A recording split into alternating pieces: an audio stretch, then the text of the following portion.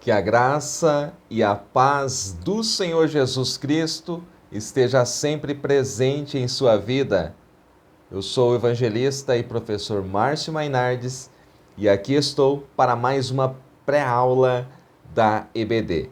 Lembrando que neste primeiro trimestre de 2023 nós estamos estudando Aviva a Tua Obra, o chamado das Escrituras ao quebrantamento e ao poder de Deus. Este é o tema das lições bíblicas da CPAD na classe de adultos. E hoje nós estamos na lição de número 3, que traz o título O Avivamento no Novo Testamento. O texto áureo da nossa lição está no Evangelho de João, capítulo 4, e o versículo 10. Jesus respondeu e disse-lhe: Se tu conheceras o dom de Deus e quem é o que te diz, dá-me de beber, tu lhe pedirias e ele te daria água viva. A verdade prática da nossa lição diz que a palavra de Deus revela raízes de um verdadeiro avivamento espiritual que perpassa a história. A leitura bíblica em classe, o texto que será trabalhado nesta aula está no Evangelho de João, capítulo 4, os versículos 7 ao 15. Muito bem, se você está conhecendo o nosso canal agora, seja muito bem-vindo, inscreva-se neste canal, deixe o seu like, deixe também o seu comentário e, acima de tudo, ore por nós, porque nós necessitamos das vossas orações. A minha gratidão a todos que sempre acompanham e sempre estão comentando os nossos vídeos. Muito bem, o avivamento no Novo Testamento, ele é marcado com a chegada do reino dos céus. É importante você saber aquilo que nós já falamos na primeira lição, que avivar é trazer vida novamente, é reviver. E nós vemos isto nas páginas do Novo Testamento e se inicia com a chegada do reino. Dois textos eu quero trazer aqui já no início desta pré-aula. O primeiro está no Evangelho de Mateus e o segundo também. O primeiro está no capítulo 4, versículos 16 e 17. O povo que estava sentado em trevas viu uma grande luz, e aos que estavam assentados na região e sombra da morte, a luz raiou. Desde então, começou Jesus a pregar e a dizer: arrependei-vos, porque está próximo o reino dos céus. Veja que Jesus, ele vem para trazer vida. Veja nesses versículos que Jesus vem trazer luz para aqueles que estavam em trevas. Ele vem trazer vida para aqueles que estavam na sombra da morte. E tudo isso é marcado com a chegada do reino dos céus. Ora, isto deixa bem claro para nós que o reino de Deus chegando é uma marca para o avivamento no Novo Testamento, para que a vida floresça novamente. Ainda no Evangelho de Mateus, o capítulo de número 11, o versículo de número 5, Jesus está dizendo: os cegos vêm, os coxos andam, os leprosos são limpos e os surdos ouvem. Os mortos são ressuscitados e aos pobres é anunciado o Evangelho. Veja se isto não é avivamento. Este segundo texto é quando João Batista ele tem dúvida e ele manda mensageiros até Jesus perguntando se ele é realmente o Cristo, e esta é a resposta de Jesus: cegos agora enxergam, os coxos estão andando, os leprosos estão limpos e aqueles que estavam mortos são ressuscitados. Se isto não é avivamento, porque a palavra avivamento, a palavra aviva, quer dizer reviver, trazer vida novamente. E Jesus Cristo, ele veio ao mundo para trazer vida. Vamos, então, seguindo o roteiro da nossa lição. A nossa lição tem 3 tópicos. O primeiro tópico, o avivamento nos evangelhos. O segundo tópico, o avivamento nos Atos dos Apóstolos. E o terceiro e último tópico, o avivamento nas epístolas e no Apocalipse. Vamos, então, passear pelas páginas do Novo Testamento. Primeiro, o avivamento no Evangelho de João. O Evangelho de João, ele vai apresentar Jesus como Filho de Deus. O Evangelho de João, ele é diferente de Marcos, Lucas, Mateus. Esses 3 primeiros evangelhos são chamados de sinóticos. São semelhantes, trazem os mesmos relatos. O que seria sinótico?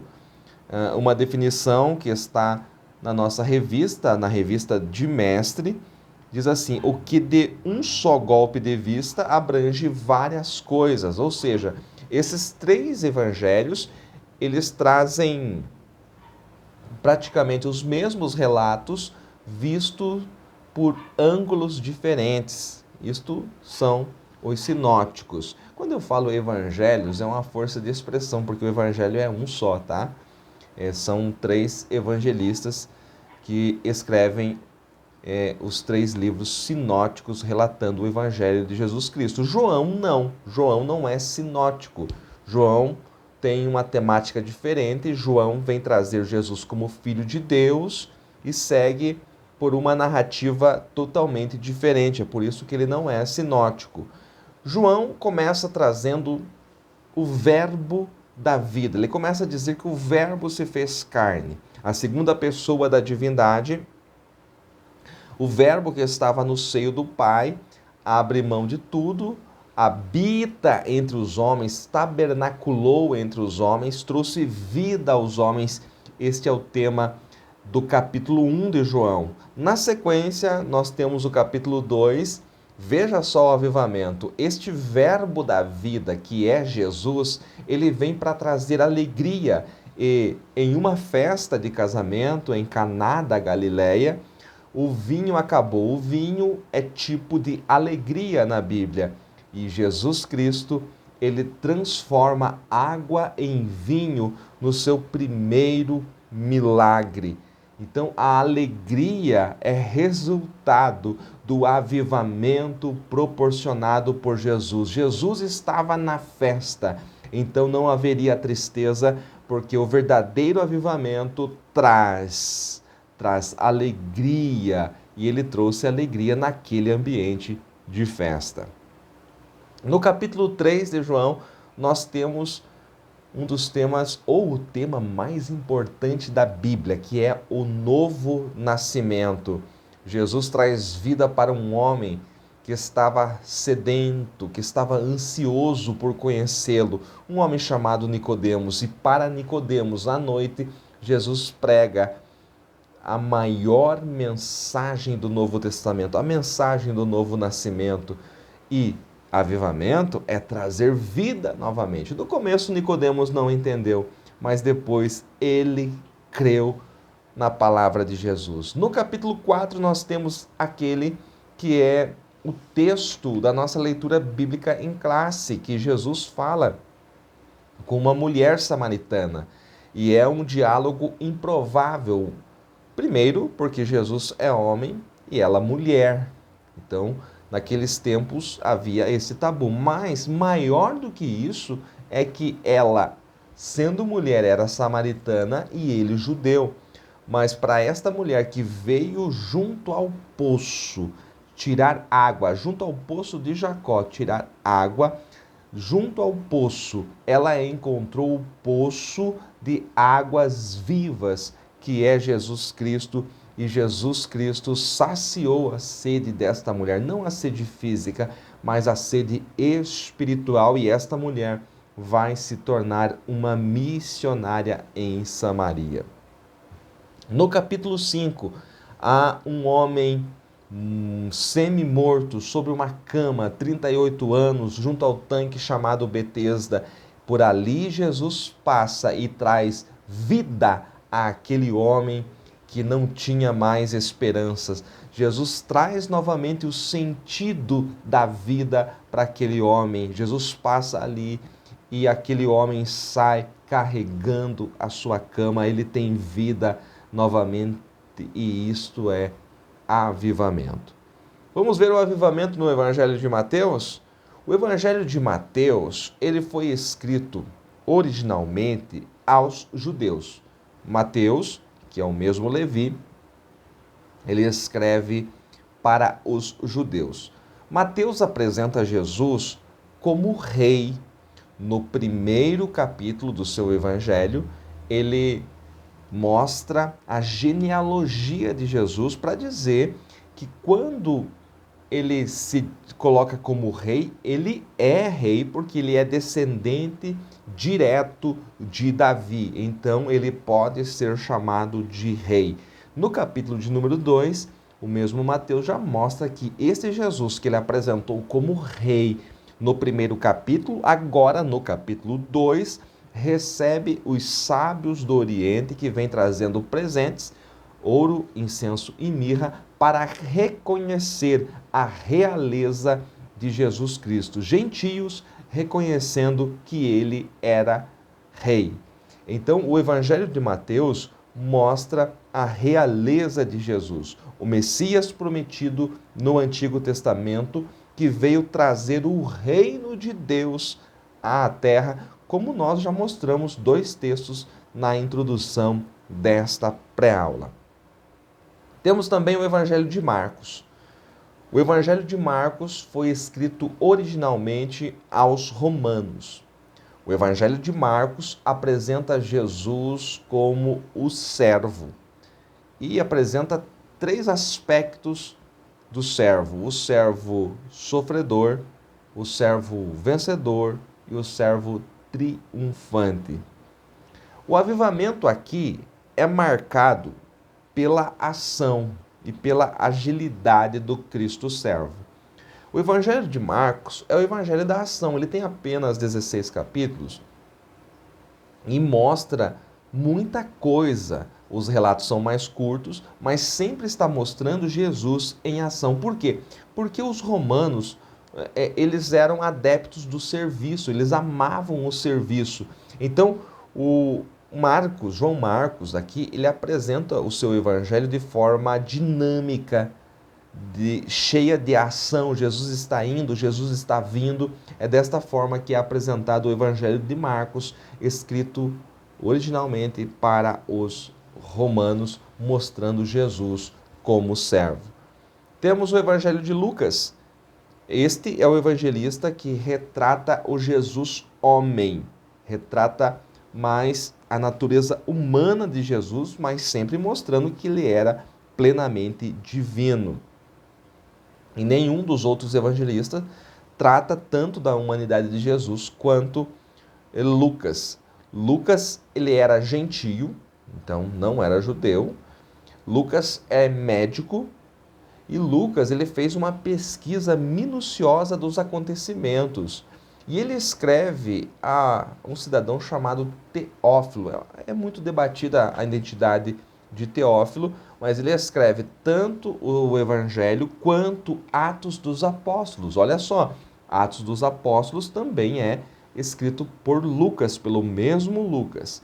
No seu Evangelho, o nascimento de Jesus é destacado. Também a mensagem que fora trazida pelo anjo aos pastores que estavam no campo quando Jesus nasceu em Belém. Então, há detalhes impressionantes neste relato do Evangelho de Lucas, que mostra Jesus como filho do homem. O mesmo Lucas, como disse há pouco, escreveu Atos dos Apóstolos. Atos dos Apóstolos pode ser chamado também de Atos do Espírito Santo, porque é o Espírito Santo que age através dos seus servos. No primeiro capítulo de Atos, nós temos as últimas palavras de Cristo, antes da sua ascensão. E ele faz uma promessa, ou seja, ele refaz a promessa, a mesma promessa que ele fez lá em João 14, 16, ele refaz aqui no capítulo 1, antes de ser assunto aos céus. No capítulo de número 2, a promessa se cumpre, ou seja, o maior avivamento da história acontece em Atos 2, quando Jesus cumpre a sua promessa, envia o Paracletos, envia o Consolador, que batiza os seus, aqueles que estavam reunidos ali, são aqueles aqueles 120 irmãos que estavam ali no cenáculo. Eles falam em outras línguas. As línguas descem como que de fogo sobre eles. Havia diferentes etnias, povos diferentes, de nações diferentes, e um ouvia o outro falando na sua língua. Em todos os capítulos sequentes de Atos dos Apóstolos, o Espírito Santo está atuando de forma extraordinária na igreja e principalmente através da igreja. E os gentios são assim alcançados. Poderíamos falar do capítulo 3, Pedro e João avivados ali, passando por aquele homem que clama a eles na Porta Formosa. Poderíamos falar do capítulo 5, o avivamento trazendo a justiça divina, né? A Ananias e Safira. Poderíamos falar do capítulo 10, o avivamento rompendo barreiras e a família de Cornélio sendo alcançada. Enfim, poderíamos chegar no último capítulo de Atos dos Apóstolos e falar que o avivamento faz com que o evangelho rompa as barreiras de uma prisão, porque Paulo estava preso, mas em uma casa, no capítulo 28, mas o evangelho não estava preso, porque ele recebia pessoas, ele evangelizou toda a guarda pretoriana. Isto é avivamento em Atos dos Apóstolos.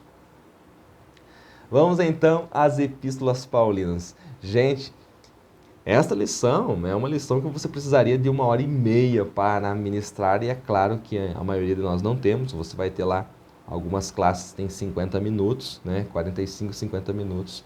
Então você tem que resumir. Epístolas paulinas. As epístolas paulinas, para a gente entender, a gente precisa voltar a Atos, capítulo 9. Porque o Saulo, ele encontra-se com Cristo no capítulo 9 de Atos, no caminho de Damasco, quando ele tinha cartas dos principais, dos sacerdotes, para prender, para maltratar os crentes, até matar, viu?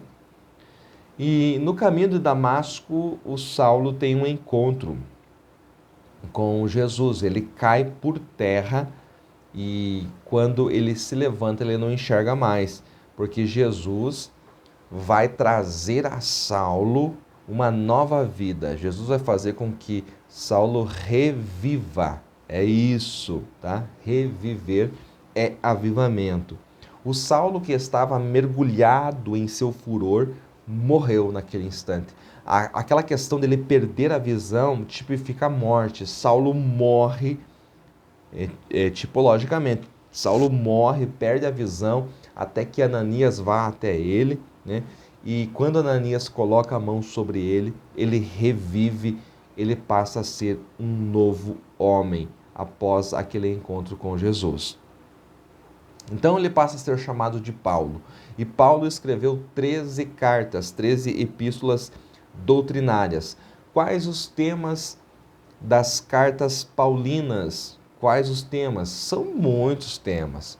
Vamos elencar aqui apenas alguns: a justificação pela fé, a salvação, eleição, predestinação, a vinda de Cristo, a alegria dos salvos, guerra espiritual e muito mais. Destacamos aqui Efésios, Epístola aos Efésios, capítulo 5, versículo 18, quando ele diz: não vos embriagueis com vinho, em que há contenda, mas enchei-vos do Espírito Santo, mostrando que é um ato contínuo, né? O verbo está no imperativo ali, no original grego, então é um ato contínuo. Você precisa estar sempre cheio, sempre cheio, sempre cheio do Espírito Santo. Ou seja, voltamos àquilo que já falamos anteriormente. Avivamento não é um momento. Avivamento é uma sequência de momentos a sós com Deus. Temos também as epístolas gerais. O que são as epístolas gerais? As demais epístolas que não são do apóstolo Paulo. Aí a gente poderia debater aqui a respeito de Hebreus, que alguns, como eu, entendem que ela é realmente de Paulo, mas hoje, no último século, ninguém mais aceita essa afirmação, então a autoria de Hebreus passou a ser incerta, até porque não há identificação como o Paulo se identificava logo no início de suas epístolas. Então, epístolas gerais, né, passa ali por Hebreus, Tiago, 1ª, 2ª Pedro, 1ª, 2ª e 3ª João, enfim. Essas epístolas gerais trazem princípios fundamentais para a igreja. Destacam a supremacia de Cristo, destacam o valor da fé, a salvação novamente, as boas obras, como é o caso de Tiago, a santificação, como é o caso de 1 Pedro. Também destaca o amor como a expressão máxima do Evangelho, o que é o caso de 1ª, 2ª João. Tá? O João que escreve ali é o mesmo João do Evangelho, mas ele destaca o amor como a expressão máxima do Evangelho. E por último, nós temos o Apocalipse, também escrito por João. O Apocalipse é a revelação de Jesus. São os mistérios do fim por trás das cortinas. Aliás, Apocalipse, que significa revelação, no seu sentido original, a palavra quer dizer descortinar as verdades, né? Revelar aquilo que estava por detrás das cortinas, né? Por isso que a gente fala descortinar. E o avivamento aqui em Apocalipse, ele existe porque há revelações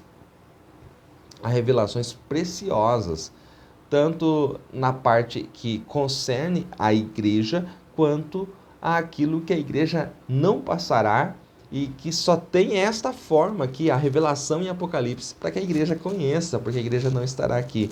Então, alguns temas de Apocalipse que são causa do avivamento.